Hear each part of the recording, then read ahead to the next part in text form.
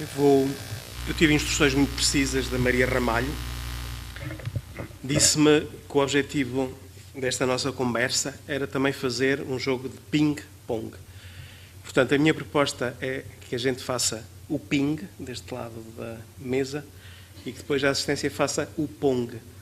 E entre os dois lados possamos continuar esta conversa. E eu começaria por dar a palavra ao nosso colega José Fernando Gonçalves, que tem muitas responsabilidades nisto, porque estamos aqui numa parceria com a Ordem dos Arquitetos e que ainda por cima ontem organizou um encontro também importante sobre estas questões. Portanto, José, tens a palavra. Para o ping. Bom, eu já cliquei no... Mas não... Mas pode ser este, não tem mal. Bom, este funciona. Bom, antes de mais queria agradecer à organização do ICOMOS o convite para estar aqui presente hoje. Já há uns meses atrás, numa conversa com a Maria Ramalho, tínhamos percebido esta convergência de interesses sobre a reflexão, nomeadamente centrada na cidade do Porto, e por coincidência verificamos também que íamos fazer seminários quase no mesmo dia, mas felizmente conseguimos evitar essa sobreposição, porque de facto era do interesse, penso eu, dos públicos poderem frequentar um e outro evento. Bom, sobre o tema que está aqui em discussão, e só para esclarecer que o tema que desafiamos os nossos convidados de ontem a refletir teve a ver naturalmente com a cidade do Porto e com a reabilitação, mas tentando olhá-la numa perspectiva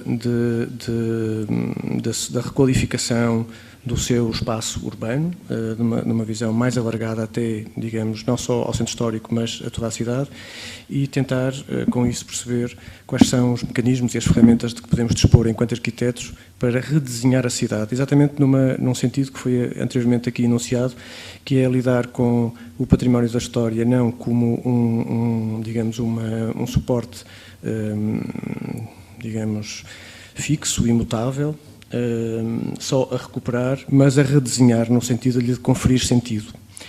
Novos sentidos, porque a cidade é uma estrutura viva, dinâmica, em transformação constante e, portanto, a relação com o património tem também que ser, no nosso ponto de vista, lida neste sentido. Bom, sobre o tema de hoje em particular, eu percebi daquilo que era suposto ser a minha função, ter uma comunicação muito curtinha e, eventualmente, depois dar espaço ao debate. Por isso tinha pensado aqui lançar mais desafios do que fazer, enfim, afirmações, embora os desafios que vou fazer são montados em afirmações, mas é no sentido mais provocatório para eventualmente perceber no debate o que é que pode acontecer aqui. Bom, uma das primeiras observações que faria, e enquanto habitante do Porto, é que se o Porto é uma cidade sólida, porque tem uma história montada com base na construção em granito e sobretudo, em muita luta, lida, porém, com a sua história de um modo que me parece incrivelmente conservador, para não dizer mesmo, quer dizer, a par de uma visão completamente esquizofrénica dessa identidade da cidade. E no caso concreto do tema do património mundial, eu diria que o Porto, desde que foi classificado como património mundial, fez quase tudo errado do que podia fazer relativamente a esse tema. E diria de que vive sempre numa dualidade, por isso é que se chamava entre o conservador e o esquizofrénico, de dualidades, que é desde ter uma visão, por exemplo, social muito paternalista, vive com uma expectativa altamente especulativa sobre a rentabilidade do seu património. E estou a falar, obviamente, da área classificada. Depois vive com uma falta de modelos de políticas urbanas evidente, a par de uma enorme fé na iniciativa privada. Depois tem investimentos absolutamente incompreensíveis, a par da falta de dinheiro para resgatar a cidade naquilo que é mais básico, que é o seu espaço público e os seus serviços para os cidadãos, de facto. Aliás, o arquiteto Cisa referia isso. A cidade precisa de turismo, mas precisa sobretudo de habitantes. E, aliás, já foi dito pelo Walter também, de uma forma bastante clara e melhor do que aquela que eu posso aqui enunciar. E, finalmente, para além continuando estas dualidades, nos anos mais recentes, e estou a falar concretamente e sem nenhum pudor da direção do nosso ex-presidente, que esteve 12 anos na Câmara, e contei já isto à Maria Ramalho e penso que também ao Zé Guiar, numa conversa que tive há uns tempos atrás com a direção da Câmara. Não foi o Presidente, o seu Presidente, mas foi um alto representante da Câmara, que entretanto por acaso a meio de mandato saiu, porque foi para um cargo ainda mais alto, mas enfim, agora não interessa, mas que me dizia que o Porto tinha centralmente dois problemas.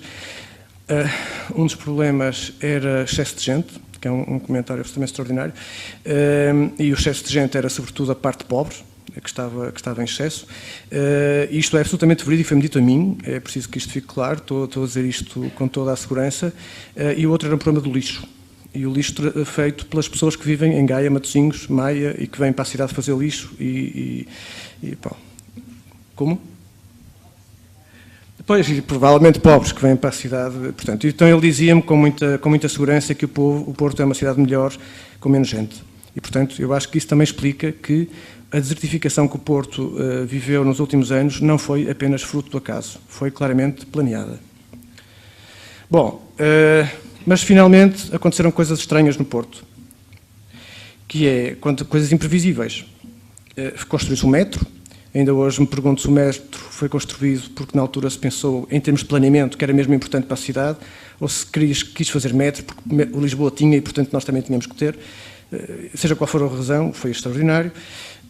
Também se fez um aeroporto porque Lisboa tinha e o nosso precisava de ser melhor também, e conseguimos de facto fazer um aeroporto melhor que Lisboa, que também é extraordinário. Mas teve consequências engraçadas, que é o metro foi feito por qualquer razão, e eu continuo, enfim, provocadoramente a pensar que foi feito apenas porque o Porto também tinha que ter metro, se Lisboa tinha, mas teve esta vantagem extraordinária que o metro abriu a cidade aos habitantes, portanto fez revelar a quem vive fora do seu centro uma cidade nova, imprevisível, que uma grande parte das gerações já nem sequer conhecia. O aeroporto, que esteve vazio quando foi inaugurado, teve a estratégia, quer dizer, teve a sorte, teve a consequência, por estar vazio, de trazer a Ryanair, porque como ele estava vazio, portanto podia vender facilmente e de uma forma barata às low cost o seu espaço de aluguer, e portanto felizmente trouxe a Ryanair, por sua vez, felizmente, trouxe turismo e que simultaneamente também ocorreu, talvez provocado por ambos, metro e aeroporto, a movida que hoje conhecemos. E também, talvez por formas imprevisíveis, hoje um presidente que se reivindica livre das lógicas partidárias, o que também é mais ou menos imprevisto. Bom, o que é que isto, e para terminar, porque penso que a intervenção tinha que ser curta, o que é que isto eventualmente traz? Das duas uma, ou o Porto é ingovernável e portanto é fruto apenas do acaso e isso é a sua característica principal, e eventualmente podemos tentar aqui definir algumas lógicas de reabilitação e de revitalização da cidade, que eu acho que não podemos deixar de pensar sobre elas, e portanto este não, eu peço desculpa, baralhei aqui um bocado já, ou o Porto é uma cidade ingovernável, portanto, e essa é a sua característica, e temos eventualmente de estudar as suas lógicas e eventualmente lidar e saber lidar com elas e aprender com isso, ou então o Porto é eventualmente uma cidade que tem ainda um percurso a fazer na área do planeamento, sobretudo, e para esse planeamento é preciso, de facto, pensar sobre a cidade na sua totalidade, não apenas no centro histórico, mas na cidade na sua totalidade, porque é isso que eu penso que é preciso trabalhar, portanto, nesse sentido também, nas suas lógicas de requalificação, de reabilitação e de habitabilidade, também uma expressão que já foi há pouco referida, para todo o seu território e não exclusivamente no centro da cidade. Bom, e para já ficava por aqui.